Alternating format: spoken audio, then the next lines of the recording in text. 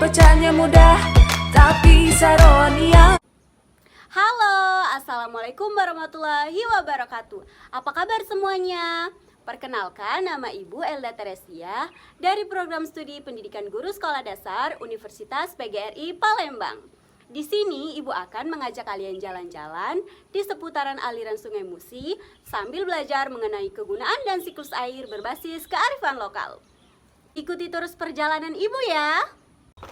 Nah, sekarang Ibu jalan-jalannya naik motor nih. Jangan lupa pakai helm ya, biar anak-anak Ibu selamat di perjalanan.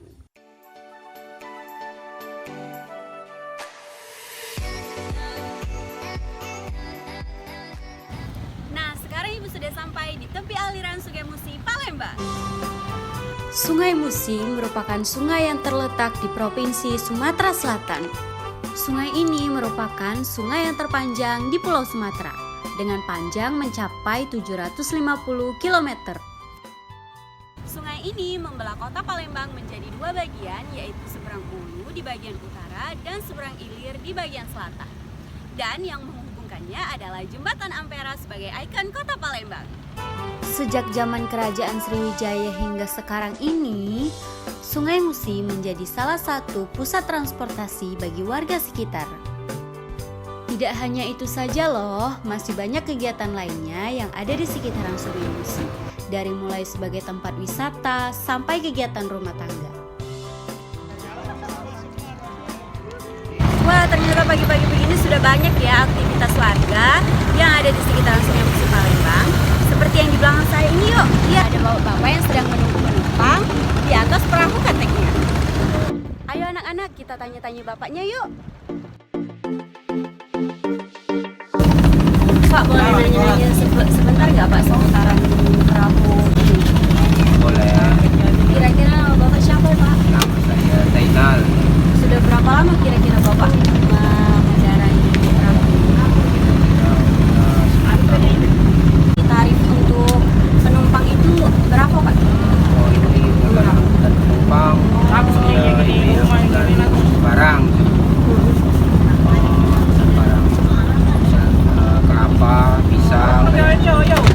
Tapi ada juga ya Pak perahu-perahu penumpang? Ada, namanya perahu-perahu penumpang yang kecil. Ketek kayak gitu. Oh, biasanya kemana Pak? Ke Pulau Karo bisa Pak ya? Bisa, itu ada. GKB juga bisa ya Pak? Bisa. Kan Pak 2 tahun ini tuh kita udah tahu Pak ini apa namanya dunia ini tuh sedang nggak baik gitu Pak, Iya. karena COVID ini. Ada nggak Pak kira-kira pengaruhnya sama kehidupan di sini? Oh, banyak. Ngaruh sekali ya Pak? Ngaruh sekali. Iya. Menurun atau seperti apa Pak? Oh iya, jelas. Pendapatannya jauh. Menurun sekali ya Pak? Iya. Terima kasih ya Pak. Oh iya, sama-sama. Kalau kita naik perahu ketek tadi, kira-kira seperti inilah saat kita melewati Jembatan Ampera.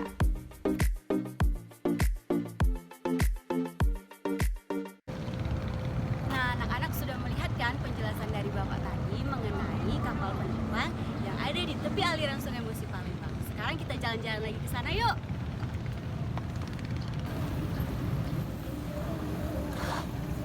Wah, lihat tuh di sana anak-anak banyak tumbuh ada eceng gondok ya.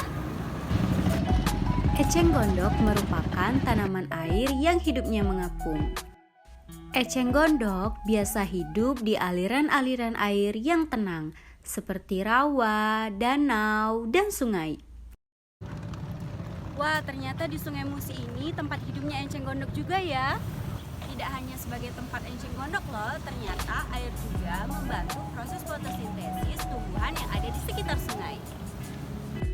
Proses fotosintesis adalah proses pembuatan atau pembentukan makanan yang dilakukan oleh tumbuhan, terutama tumbuhan yang mengandung zat hijau daun atau klorofil dengan bantuan sinar matahari. Air membantu melembabkan tumbuhan agar tidak layu.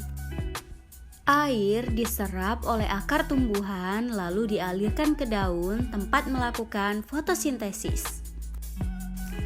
Maka dari itu, air mempunyai peran penting dalam proses fotosintesis.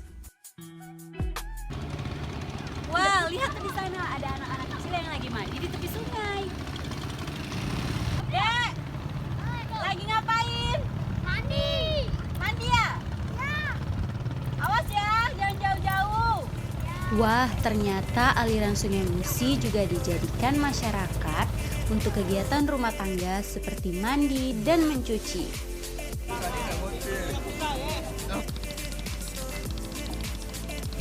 Untuk penyaluran air bersih, pemerintah melalui PDAM Tirta Musi sebagai perusahaan penyedia air bersih yang nantinya akan dialirkan ke rumah-rumah warga. Air yang didistribusikan ini tentunya sudah melalui beberapa tahapan agar aman digunakan untuk berbagai kegiatan rumah tangga bagi masyarakat Kota Palembang. Nah, di tepi aliran Sungai Musi ini juga ibu menemukan ada masyarakat sedang mencari ikan dengan cara memancing. Aliran Sungai Musi juga dimanfaatkan oleh masyarakat untuk mencari ikan dengan cara memancing. Ternyata di Sungai Musi juga menjadi tempat hidup bagi hewan-hewan seperti udang, ikan, dan lain sebagainya.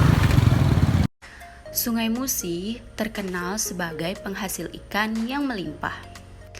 Maka dari itu, tak heran jika makanan khas Kota Palembang kebanyakan terbuat dari olahan ikan, seperti pempek, tekwan, bahkan pindang.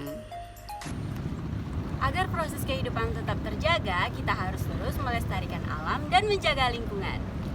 Dengan cara tidak membuang sampah ke sungai, tidak membuang limbah-limbah pabrik, menanam pohon, dan mengadakan reboisasi. Ayo kita sama-sama menjadi orang baik dengan menjaga lingkungan. Ke Palembang tidak lengkap rasanya kalau tidak mengunjungi destinasi wisata Kota Palembang. Penasaran ibu mau kemana? Ikuti perjalanan ibu selanjutnya ya.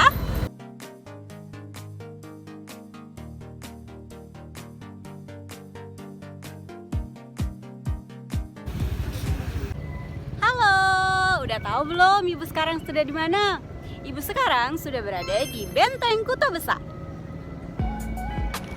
Benteng Kuto Besak merupakan salah satu tempat bersejarah yang ada di Kota Palembang, yang terletak di pinggiran Sungai Musi, Palembang. Benteng ini dibangun pada abad ke-17 pada masa Kesultanan Palembang Darussalam. Pada masa itu dibangunnya benteng ini sebagai pos pertahanan dari serangan Belanda. Dan tak lupa juga anak-anak juga bisa berwisata ke Pulau Kemarau. Dan yang selanjutnya adalah Kampung Kapitan. Kampung Kapitan merupakan salah satu tempat bersejarah bagi warga masyarakat Tionghoa. Wah, ternyata di sini juga ada patung Iwak Belido anak-anak ibu. Ayo kita ke sana. Sekarang ibu sudah berada di depan patung Iwak Belido. Tugu Iwak Belido berada di kawasan Benteng Kuto Besak. Tugu ini melambangkan ikan khas dari Kota Palembang. Berhubung hari ini panas, kita cari minum dulu yuk. Nah, di sana ada yang jual minum.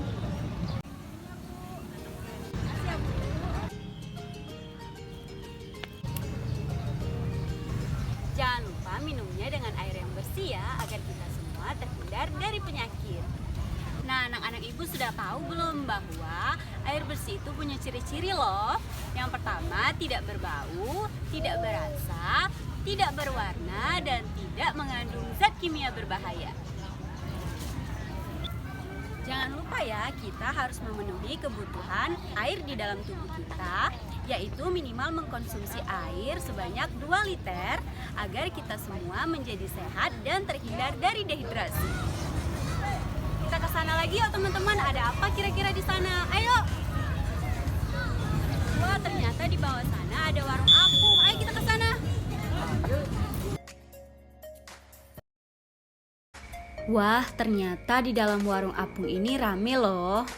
Banyak wisatawan dalam maupun luar kota menikmati makanan khas kota Palembang di dalam warung apung. Tentunya dengan sensasi makan yang berbeda, yaitu makan di atas kapal sambil menikmati ikon kota Palembang, yaitu Jembatan Ampera. Nah, sekarang Ibu sedang berada di tepi aliran Sungai Musi Palembang, tepatnya di Benteng Tuto Besar. Tetapi alirannya cukup deras nih, mungkin karena lagi pasang ya. Tapi tahu nggak anak-anak Ibu kalau di bumi itu air selalu tersedia? Semuanya terjadi karena adanya siklus air. Jumlah air di bumi dari dulu hingga sekarang tidak berubah. Semua karena adanya siklus air. Siklus air merupakan proses perputaran air yang terjadi terus-menerus dari permukaan bumi ke atmosfer lalu kembali lagi ke permukaan bumi. Prosesnya dari cuaca yang cerah, lalu mendung, dan kemudian turun hujan.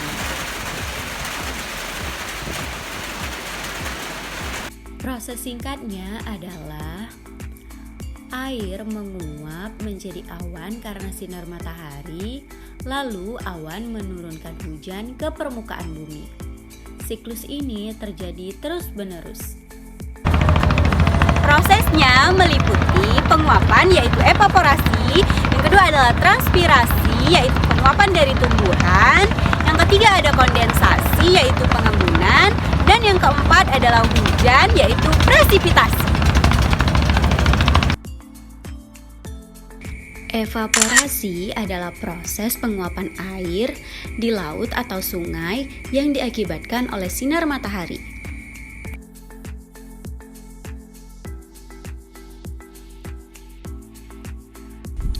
Lalu ada transpirasi, yaitu penguapan air yang ada di tumbuhan akibat sinar matahari. Dan jika air dan tumbuhan menguap secara bersamaan, maka disebut dengan evotranspirasi.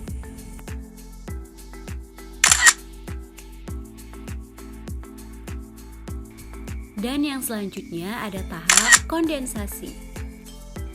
Kondensasi adalah proses perubahan wujud uap air menjadi titik-titik air akibat adanya perubahan temperatur udara.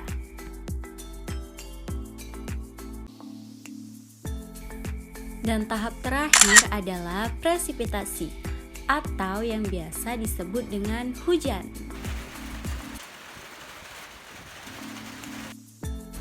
Nah, begini ya kira-kira ilustrasi tahapan dari siklus air. Yang pertama ada evaporasi, transpirasi, lalu mengkondensasi, lalu terjadi hujan.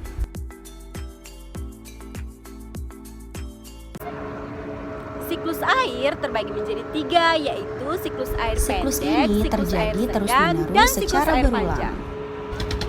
Yang pertama ada siklus air pendek. Siklus air pendek terjadi apabila air hujan turun langsung ke permukaan air laut atau air sungai.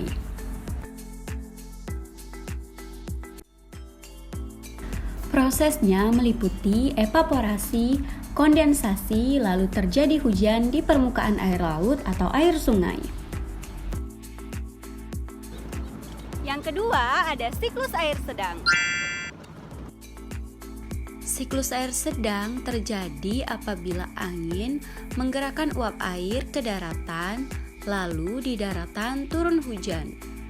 Air hujan tersebut mengalir ke lautan atau ke sungai. Tahapannya hampir sama dengan siklus air pendek, tetapi yang membedakannya hanya pada proses presipitasinya, yaitu berada di daratan. Dan yang terakhir ada siklus air panjang. Siklus air panjang adalah proses yang presipitasinya berupa salju atau kristal es. Tahapannya meliputi proses evaporasi, kemudian terjadi sublimasi yang akan menciptakan awan yang mengandung kristal es. Lalu kristal es tersebut turun ke permukaan bumi berupa hujan salju atau hujan es. Salju yang jatuh ke permukaan bumi membentuk gletser atau sungai es, lalu kemudian mencair dan mengalir ke laut. Pada siklus air panjang, awan bergerak ke tempat yang relatif dingin. Sehingga pada proses presipitasinya, uap air tersebut jatuh dalam bentuk hujan salju atau hujan es. Salju dan es memerlukan waktu hingga berbulan-bulan untuk bisa mencair. Karena membutuhkan waktu yang lumayan lama untuk air mencair dan kembali lagi ke samudra, maka siklus air seperti ini disebut dengan siklus air panjang. Daerah yang sering mengalami siklus air panjang yaitu daerah kutub, pegunungan, dan kawasan-kawasan seperti Eropa dan Amerika. Tapi walaupun begitu, kita harus terus menjaga lingkungan dan melestarikan air. Yang pertama yaitu menggunakan air secukupnya. Menggunakan air secara secukupnya termasuk cara kita dalam menghemat air. Berikut cara kita dalam menghemat air. Yang pertama, saat kita menyikat gigi, taruh air dalam gelas untuk berkumur. Jangan biarkan air terus mengalir dan pastikan keran air tertutup dengan benar. Cara kedua, saat mandi usahakan menggunakan shower. Karena pemakaian airnya lebih sedikit daripada menggunakan bak mandi atau menggunakan bathtub. Usahakan mandi tidak lebih dari 5 menit. Yang ketiga, pastikan cucian baju ibumu penuh karena air yang digunakan untuk mencuci semua baju sama dengan mencuci satu baju. Cara keempat yaitu pada saat mencuci piring, tampung air untuk bilasan cuci piring karena akan menghemat air daripada menggunakan air yang mengalir. Cara menghemat air selanjutnya yaitu menggunakan pupuk kompos agar tanah dapat menyimpan air lebih lama. Kita juga bisa menggunakan lap dan ember untuk mencuci sepeda agar dapat menghemat air.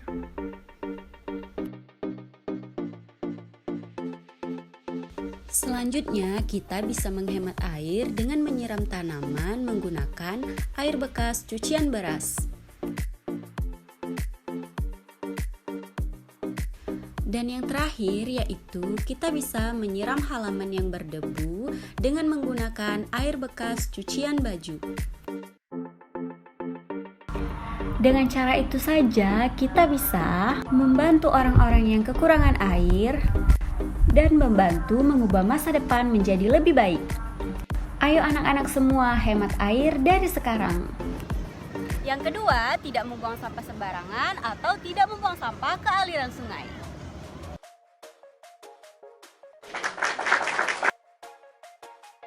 Membuang sampah sembarangan ke sungai dapat membuat sungai menjadi tercemar.